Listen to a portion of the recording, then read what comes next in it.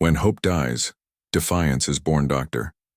Sarah Chen stood in the observation dome of Titan Research Station, watching Saturn's rings catch the distant sunlight while her world ended in silence.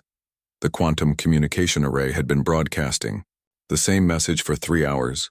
Earth surrenders unconditionally to the Dominion Empire. All human installations are ordered to stand down and await occupation forces. Resistance is futile. The words echoed in her mind as she watched her reflection in the reinforced glass. At 42, she had spent the last 15 years on the edge of the solar system, leading humanity's most advanced research facility. Now apparently she was about to become a prisoner of war. Dr. Chen, Lieutenant Jake Morrison's voice came through her communicator. The station's security chief sounded exhausted. The senior staff is assembled in conference room A. We need to discuss the situation. Sarah turned away from the mesmerizing view of Saturn and walked through corridors she had once believed represented humanity's future. Titan Research Station housed 200 of Earth's brightest minds, working on projects that ranged from exotic physics to xenobiology.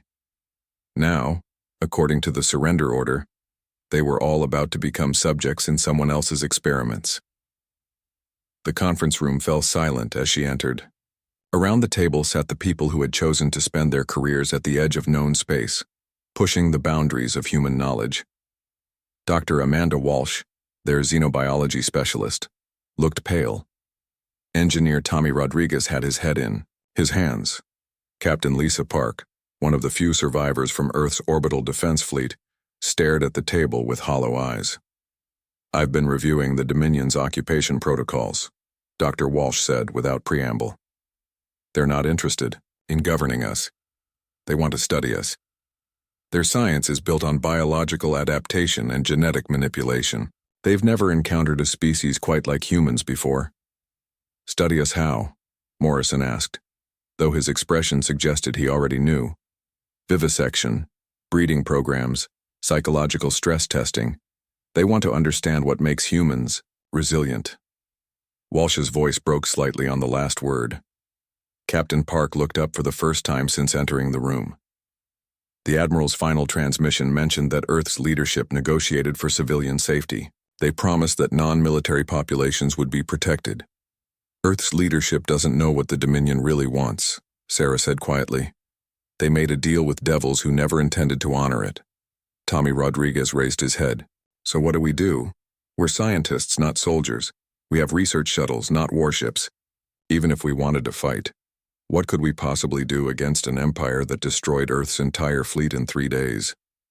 Sarah moved to the main display screen and activated the tactical readout. Titan Research Station appeared as a small dot in the vast emptiness of space, surrounded by the infrastructure that supported their work: automated mining platforms, experimental installations, research satellites. "We could run," she said finally. "Our fastest shuttles could reach the outer colonies before the Dominion occupation force arrives. Some of us might escape." "To what end?" Morrison asked. "They'll hunt us down eventually." "And what about the rest of our people? The families on Earth?" Sarah stared at the display, her mind racing through possibilities and probabilities. Every logical analysis led to the same conclusion. Resistance was impossible. The Dominion Empire had conquered 17 different species across 43 star systems. Their technology was superior, their numbers overwhelming, their tactics brutal and efficient. But then she thought about her research, about the breakthroughs they had achieved in this remote laboratory, about the projects that could revolutionize human understanding of physics, biology, chemistry, about knowledge that would die with them if they became test subjects. "There is another option," she said slowly.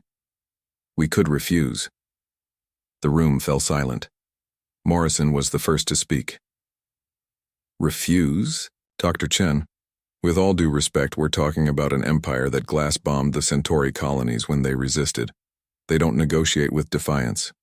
"No," Sarah agreed. "They don't. But they also don't understand it. Look at their pattern of conquest. They issue demands, apply overwhelming force, and their enemies surrender. They've never faced prolonged resistance because no one has ever believed they could win. Dr. Walsh leaned forward. Are you suggesting we can win? I'm suggesting.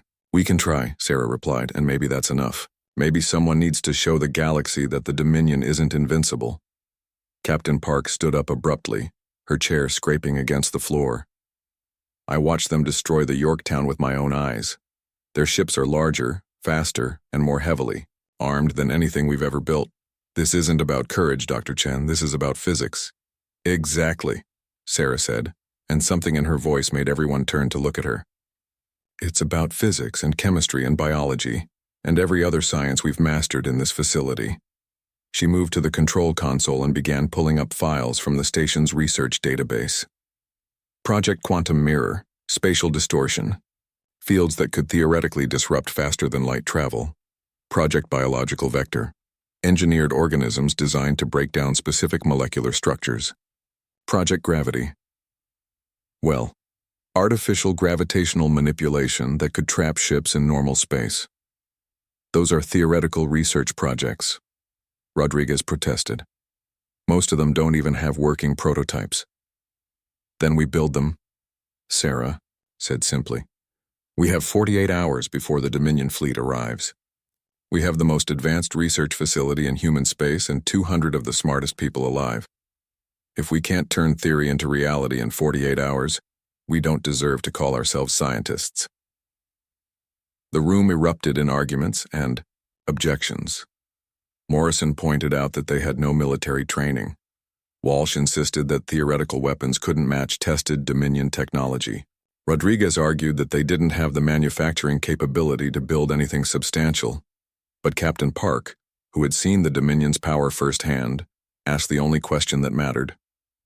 What would we need to make it work? Sarah had been hoping someone would ask that question. Time, resources, and the willingness to gamble everything on the chance that human ingenuity can overcome alien superiority. She turned to face the group, her expression deadly serious. I'm not asking anyone to stay. Anyone who wants to evacuate has my permission and my blessing. But I'm also not asking anyone to die. I'm asking if you want to try to live. Morrison stood up slowly. Dr. Chen, I've been a soldier for 15 years. I've never run from a fight, and I'm not starting now. But I need to know. Do you really believe we can win? Sarah considered the question carefully. I believe we can make them pay a price they've never had to pay before. I believe we can show the galaxy that humans don't know when to quit.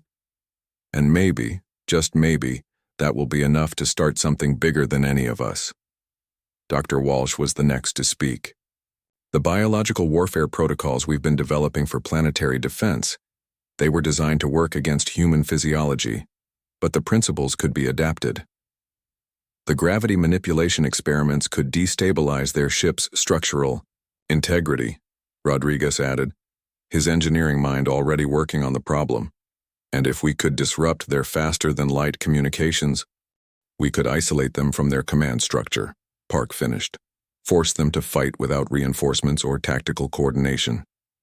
One by one, the assembled scientists and staff began to see the impossible as merely improbable.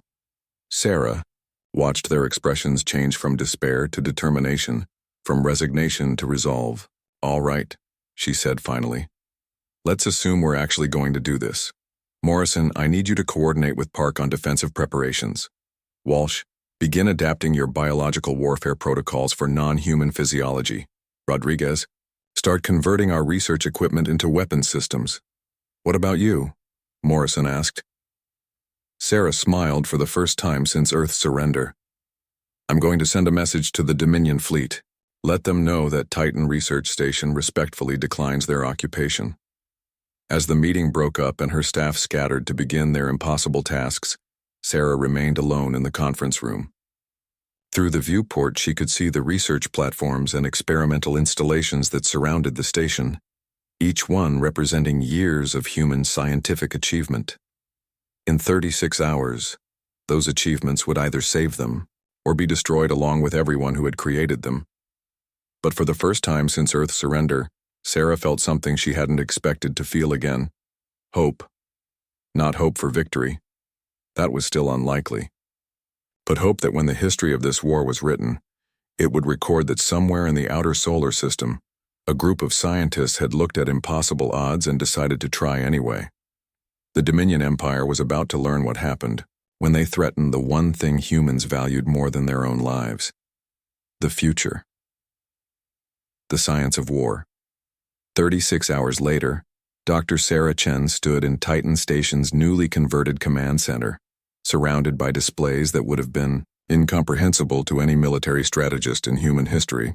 Where traditional war rooms showed troop movements and weapons positions, her screens displayed molecular structures, gravitational field equations, and biological adaptation rates.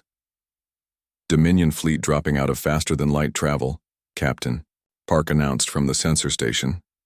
12 heavy cruisers, 4 dreadnoughts, and what looks like a mobile research facility. They're maintaining standard approach formation, just like the tactical reports from Earth. Through the reinforced windows of the command center, Sarah could see the enemy ships materializing against the backdrop of space. The Dominion vessels were elegant in their brutality, smooth, biomechanical constructs that seemed to grow rather than being built. Their hulls pulsed with bioluminescent patterns that served as both communication and intimidation. Range? She asked. 2 million kilometers in closing, Morrison replied from the defensive coordination station. His security training had adapted remarkably well to their new reality. They're scanning us with some kind of biological sensor array, probably trying to catalog our population for processing. Dr. Walsh looked up from her xenobiology console. The biological warfare packages are ready for deployment. I've engineered 3 different viral vectors based on our analysis of Dominion physiology. The first targets their neural symbiotes, the second disrupts their ship's biomechanical systems, and the third, she paused. The third is designed to make them afraid. Afraid? Park asked. Dominion psychology is built on absolute confidence in their superiority, Walsh explained. Fear is an emotion they've genetically suppressed in themselves. Reintroducing it should cause massive psychological disruption. Tommy Rodriguez wiped sweat from his forehead as he monitored the engineering displays. The gravity manipulation systems are online, but they're unstable. We've never tested them at this scale. They could work perfectly, or they could tear the station apart. Or both, Sarah added grimly. What about the quantum mirror project? That's the wild card, Rodriguez admitted. If it works, we can create spatial distortions that will trap their ships in normal space. If it doesn't work, he shrugged. Well, we'll find out together. The main communication array chimed with an incoming transmission. Sarah nodded to Morrison, who opened the channel. The main screen filled with the image of a being that embodied every human nightmare about alien intelligence. Commander Veltrak of the Dominion fleet was over 7 feet tall, with pale gray skin that seemed to shift and flow like liquid. Multiple eyes dotted his elongated skull, each one focusing independently on different aspects of the transmission. When he spoke, his voice carried the absolute certainty of a species that had never encountered meaningful resistance. Human Research Facility designated Titan Station, Veltrak said in perfect English, his words carrying an unsettling harmonic undertone. I am Commander Veltrak. You will prepare your population for collection and processing. Your species. Surrender agreement specifies full cooperation with Dominion research requirements. Sarah stepped forward, her image being transmitted to the alien ship. Commander Veltrak, I am Dr. Sarah Chen, director of this facility. I'm afraid there's been a misunderstanding. We didn't sign any surrender agreement. The alien's multiple eyes focused on her with predatory intensity. Your planetary government surrendered unconditionally. You are subject to that agreement.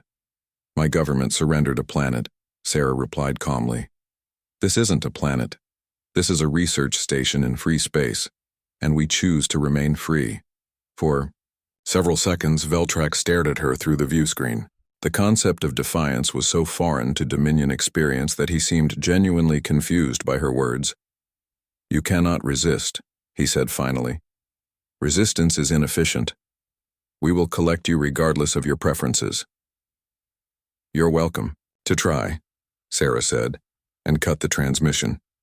The command center fell silent except for the hum of equipment and the distant vibrations of the station systems.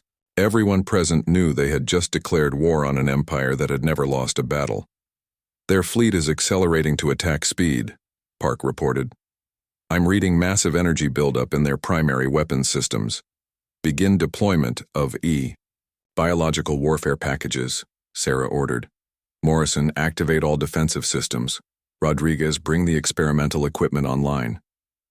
"Dr. Chen," Walsh said quietly, "once we release these viral agents, there's no taking them back. Some of them could potentially spread beyond our intended targets." Sarah met her xenobiologist's concerned gaze. "The Dominion plans to dissect us while we're still alive to study human pain responses. I'm willing to risk unintended consequences." The first Dominion attack came as a wave of bioelectric energy that should have disabled every electronic system on the station. Instead, it encountered Rodriguez's hastily installed quantum shielding and dissipated harmlessly into space.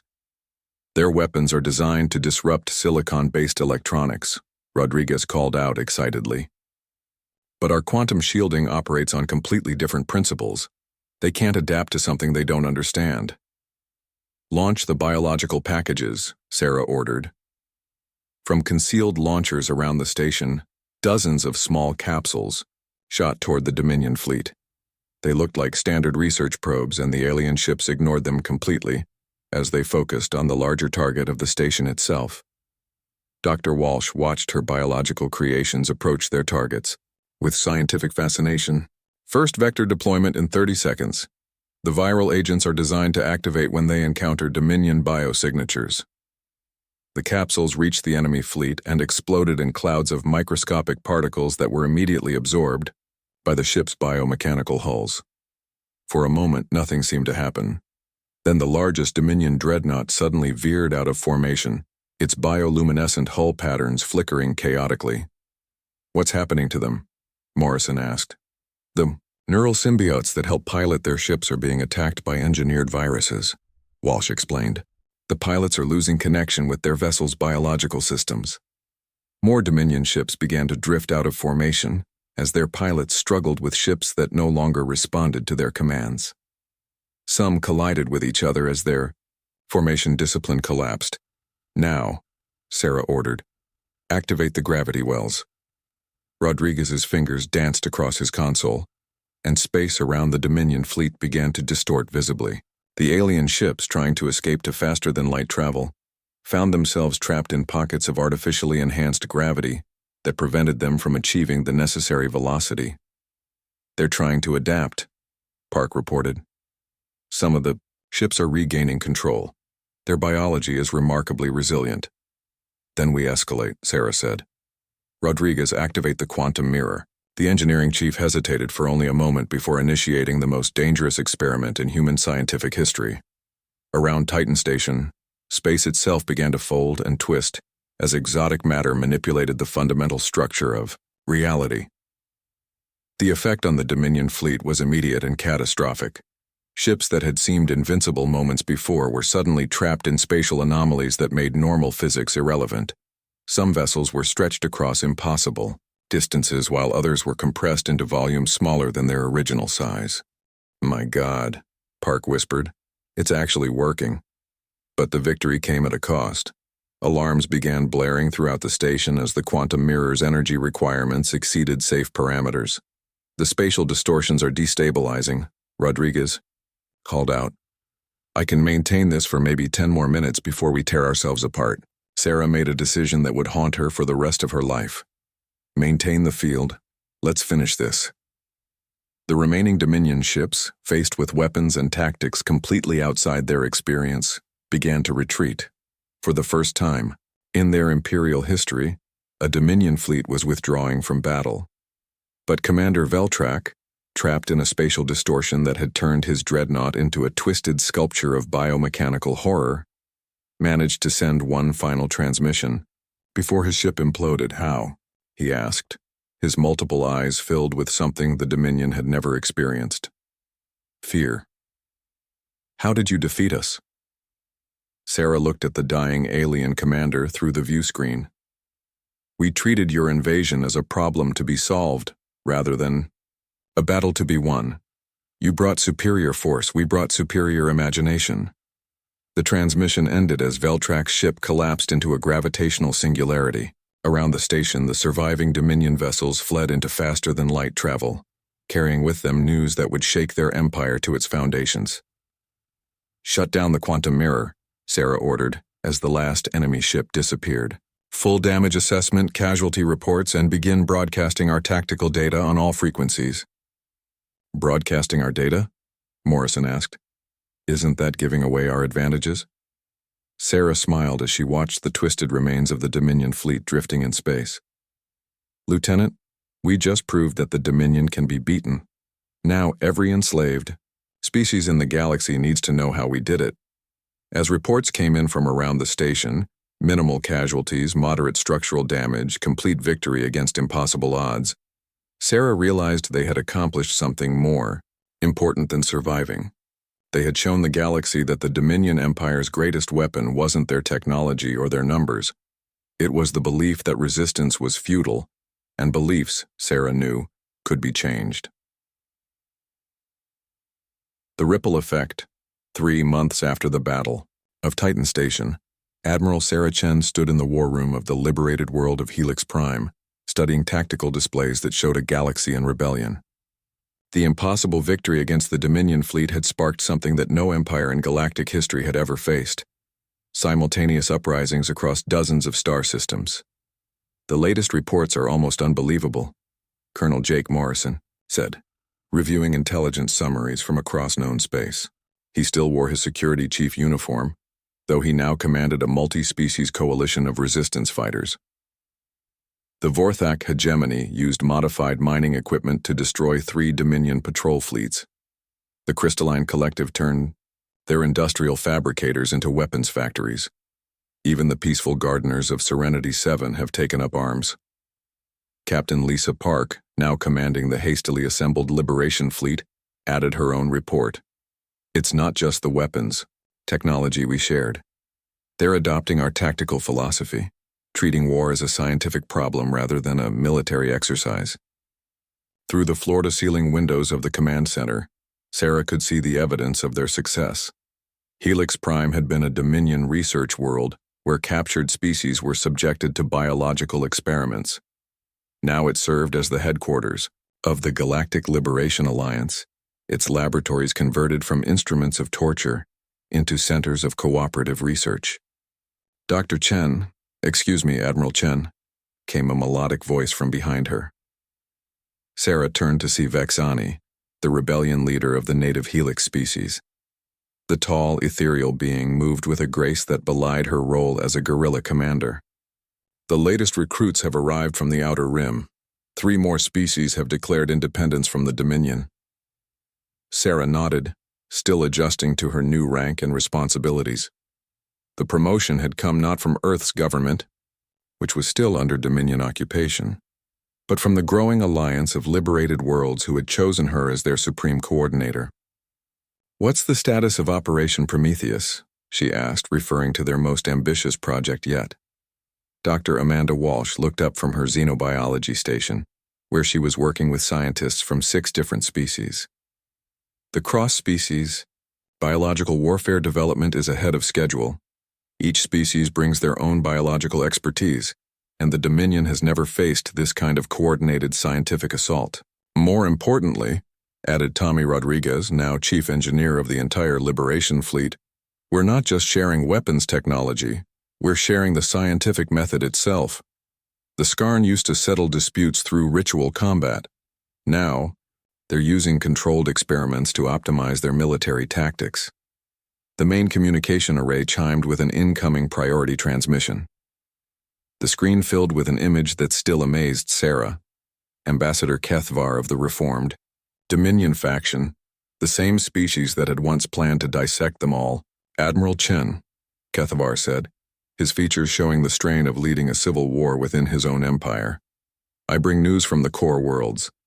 High Dominator Zarthul has authorized the use of planet-killer weapons against any world that continues to resist. The old guard is becoming desperate." Sarah felt a chill run through her. Planet-killer weapons represented a level of escalation that could destroy everything they had fought to protect. How long before they're deployed? Perhaps weeks, Kethavar replied. But there is hope. 3 more Dominion admirals have declared for the reform movement. They've seen what your alliance has accomplished and want to be part of building something better than an empire based on fear. What do they want from us? Morrison asked. Knowledge, Kethavar said simply. Not weapons technology. They have that. They want to understand how to build a civilization based on cooperation rather than conquest. They want to learn the human art of turning enemies into allies. After the transmission ended, Sarah found herself alone with her thoughts and the weight of galactic expectations. Outside the windows, she could see ships from dozens of different species working together to repair battle damage and prepare for the next phase of their campaign. Admiral, Park said, entering the war room with a data tablet. The final casualty, reports from the Omega Sector campaign.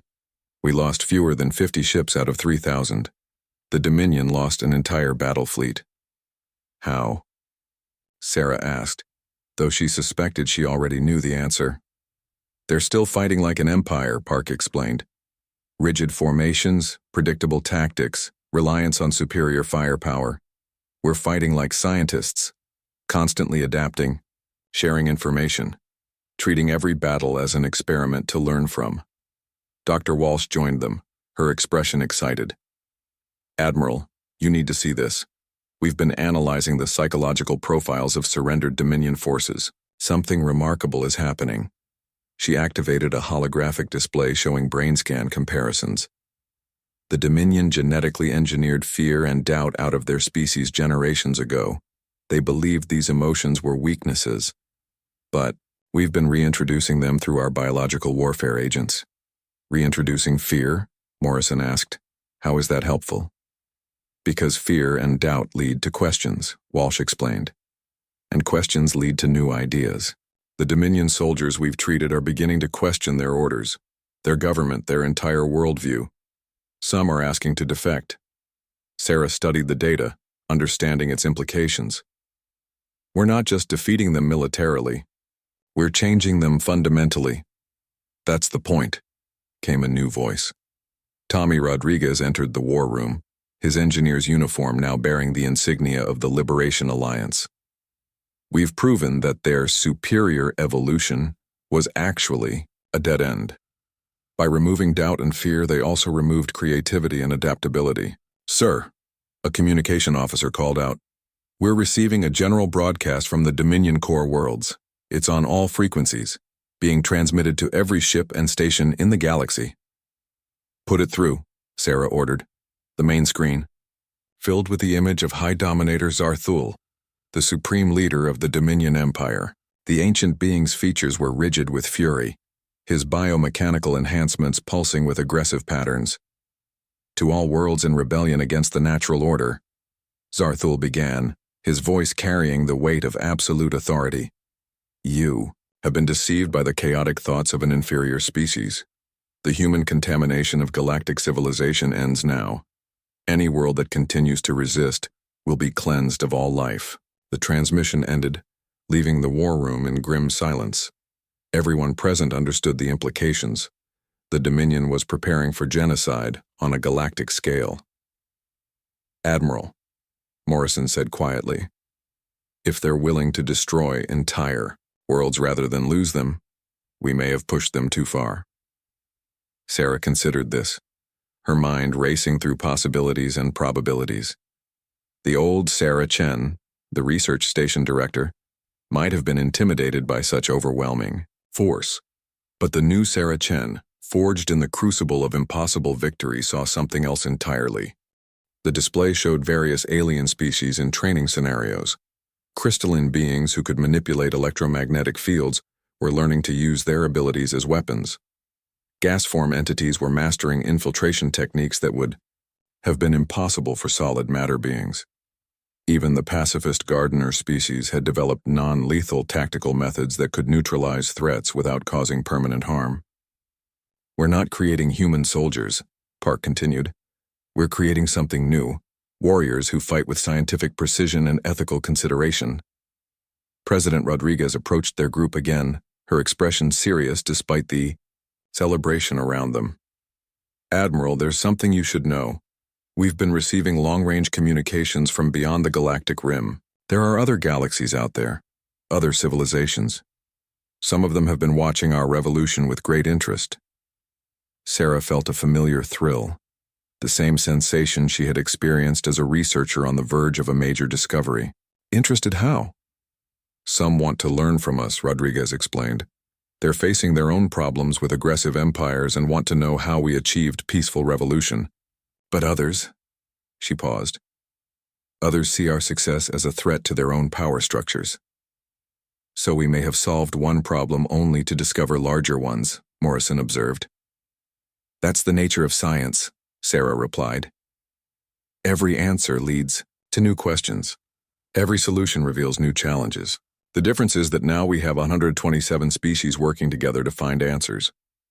The celebration in the Great Assembly Hall continued around them, but Sarah found herself thinking about the future. The scientific republic was still young, still fragile. There would be setbacks, conflicts, and failures along the way. But they had proven something that would echo across the cosmos for generations to come. That cooperation was stronger than conquest. That knowledge shared was more powerful than secrets hoarded, and that any problem could be solved if enough minds worked together with determination and hope. Admiral, Vexani said, rejoining their group. The final vote on the Chen Institute has been completed. It passed unanimously with one modification. What modification? Sarah asked. They want to establish multiple institutes, one in each sector of the galaxy, Vexani explained. The Chen Institute for Applied Impossibility will become a network of research centers, all dedicated to the principle that impossible is just another word for not yet solved. Sarah looked around at the faces of her friends and colleagues. Beings from different worlds, different species, different ways of thinking, all united by the human refusal to accept defeat. Together, they had transformed a galaxy built on fear into one founded on hope. There's one more thing, Rodriguez added. The Institute wants you to serve as its first director. Not as a military leader, but as a scientist. A chance to return. To research, but with resources and support beyond anything you had at Titan Station. Sarah considered the offer.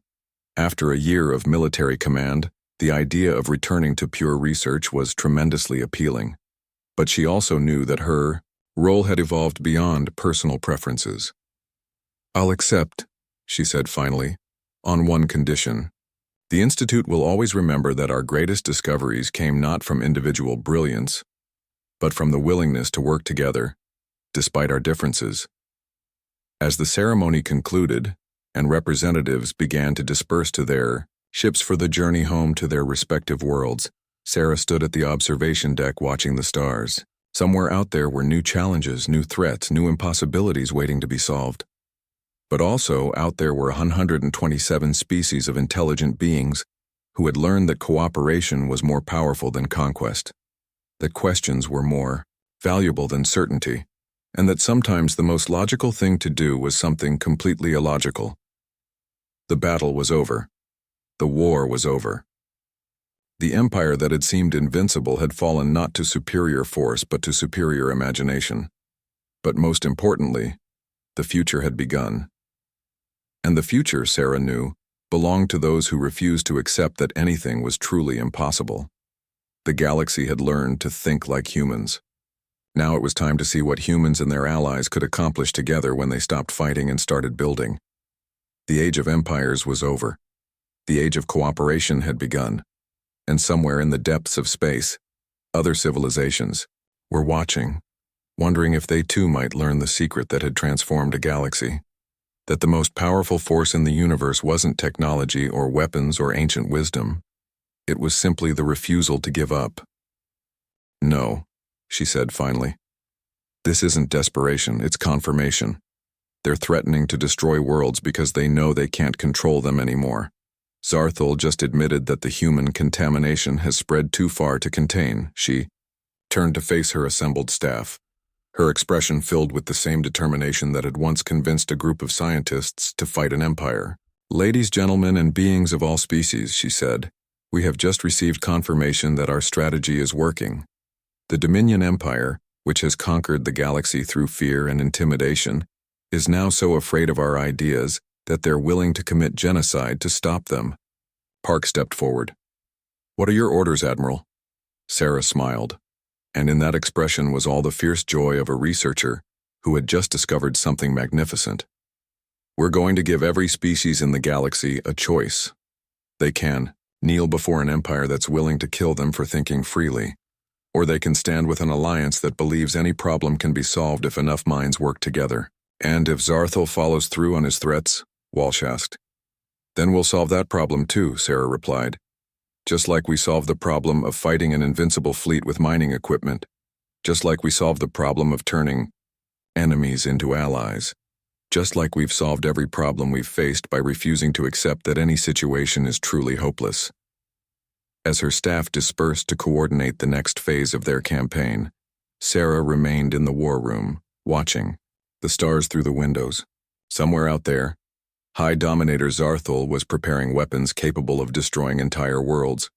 But also out there were billions of beings who had learned that resistance was not futile, that cooperation was stronger than conquest, and that sometimes the most powerful weapon in the universe was simply the refusal to accept defeat.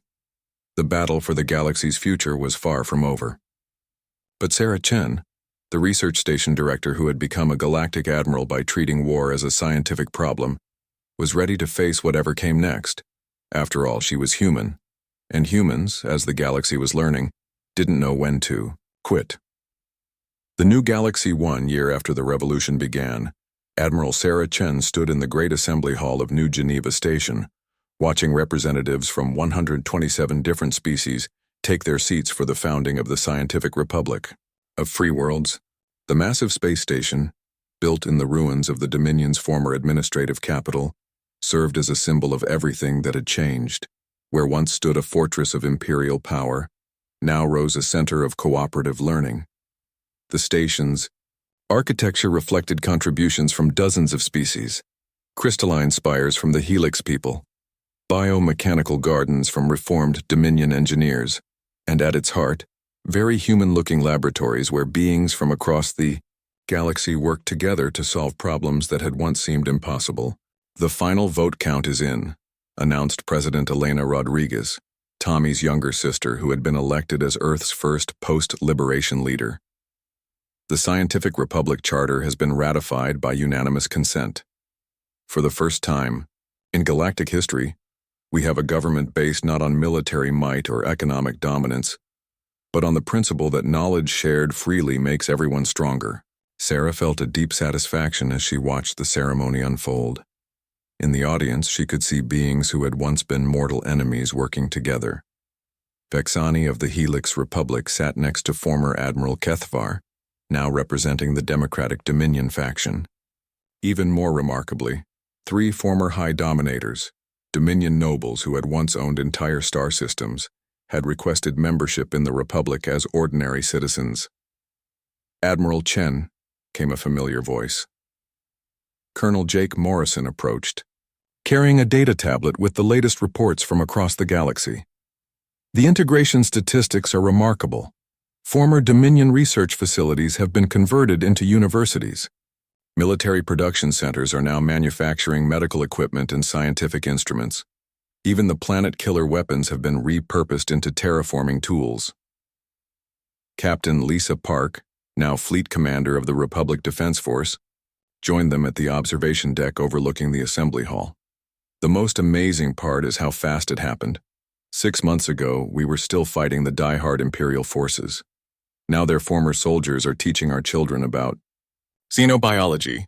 Sarah nodded, watching as the first president of the Scientific Republic, Dr. Zephi, a former Dominion scientist who had defected early in the war, took the ceremonial oath of office. "The transition has been smoother than anyone predicted," Sarah observed. "When we started this, I thought we'd be fighting for decades. Instead, we're building." Dr. Amanda Walsh approached their group, her xenobiology expertise now serving as the foundation for the Republic's Department of Interspecies Health. Admiral, the latest research reports are fascinating. We've documented over 300 new scientific breakthroughs in the past 6 months alone. When you combine the biological expertise of the Dominion with the crystalline engineering of the Helix people and human innovative thinking, the results are extraordinary. Any word from Earth? Morrison asked. President Rodriguez stepped forward, having overheard the question. The reconstruction is ahead of schedule. The Dominion occupation forces that remained after the Empire's collapse have been remarkably cooperative. Most of them are requesting citizenship in the New Earth Republic. Sarah found it remarkable how quickly former enemies had become allies once the fighting stopped. The key, she had learned, was offering them something the old Dominion Empire never had: the chance to be part of something greater than conquest. "Admiral," came a melodic voice from behind them. Sarah turned to see Vexani approaching, her ethereal features showing the calm satisfaction of someone whose people had gone from slavery to freedom in less than a year. "The Council of Sciences has a proposal for you." "Oh?" Sarah asked, though she suspected she knew what was coming. "We want to establish the Chen Institute for Applied Impossibility," Vexani said, with what passed for a smile among her species. "A research facility dedicated to solving problems that conventional wisdom says can't be solved." "Applied impossibility?" Park asked with amusement. "Admiral Chen taught us that the word impossible is just another way of saying we haven't figured it out yet," Vexani explained. "The Institute would focus on challenges that seem insurmountable, faster than light communication, consciousness transfer, time manipulation, even more exotic possibilities." Sarah felt touched by the honor, but also slightly overwhelmed. "I'm flattered, but I'm not sure I deserve—" "Admiral," Morrison interrupted gently. "With respect, you turned a mining research station into the spark that liberated the galaxy. If that's not applied impossibility, I don't know what is." The ceremony in the Great Assembly Hall reached its climax as President HFY administered the collective oath that would bind the scientific republic together. Representatives from 127 species raised their hands, tentacles, claws, and other appendages in unison as they pledged to share knowledge freely, to solve problems cooperatively, and to never again allow might to make right. "Citizens of the scientific republic," President HFY announced, his translated words carrying to every corner of the galaxy. "We gather today not as conquerors or conquered, not as rulers or subjects, but as beings united by curiosity and the belief that together we can overcome any challenge." Sarah watched the historic moment with mixed emotions. Pride in what they had accomplished, certainly, but also a deep sense of responsibility for what came next. The easy part, defeating the Dominion Empire, was over. Now came the harder task of building something better. "Admiral," Walsh said, quietly, "I've been analyzing the psychological profiles of our new citizens. The former Dominion species are showing remarkable adaptation rates. The reintroduction of doubt and fear that we thought might be traumatic has actually accelerated their creative thinking. Some of their scientists are making breakthroughs that would have taken them centuries under the old empire. Because they're finally allowed to question things," Sarah realized. The Dominion's greatest weakness wasn't their military strategy or their technology. It was their certainty that they already knew everything worth knowing. Tommy Rodriguez joined their group, his engineer's mind clearly working on some new problem. "Admiral, I've been thinking about our next challenge. The galaxy is unified now, but it's still vulnerable. What if there are other threats out there, other empires, other dangers we haven't encountered yet?" Sarah considered this. It was a valid concern. Their revolution had been successful partly because the Dominion had been unprepared for human-style warfare. But what if they faced an enemy who was ready for their tactics? "Then we'll adapt," she said finally. "That's what humans do. That's what the Republic does. We'll face whatever comes next the same way we faced the Dominion, by treating it as a problem to be solved, rather than an inevitable defeat to be accepted." "Speaking of adaptation," Park said, pulling up a holographic display on her tablet, "the new Defense Force training protocols are showing remarkable results. Instead of teaching species to fight like humans, we're teaching them to fight like themselves, but with human strategic principles.